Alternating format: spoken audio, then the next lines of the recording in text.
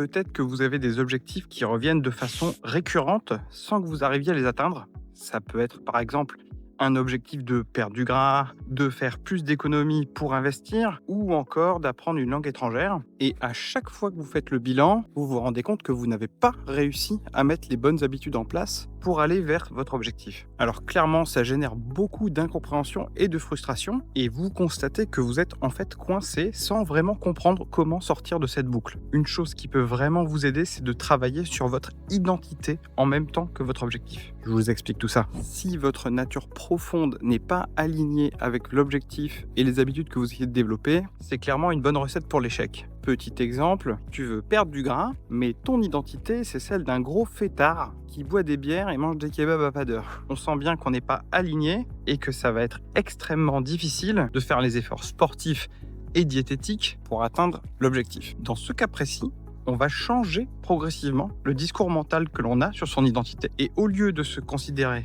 comme un gros fêtard, on peut se dire par exemple « Je suis une personne qui prend soin de ma santé ».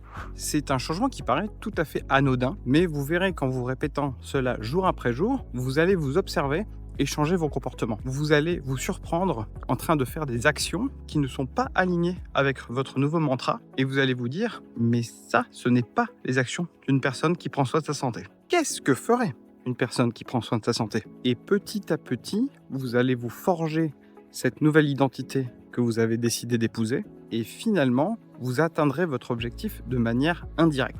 Sur cette chaîne, on essaye de devenir une meilleure personne un peu tous les jours. Alors si cette vidéo a résonné en toi, n'hésite pas à t'abonner. C'était Skoll. Ciao.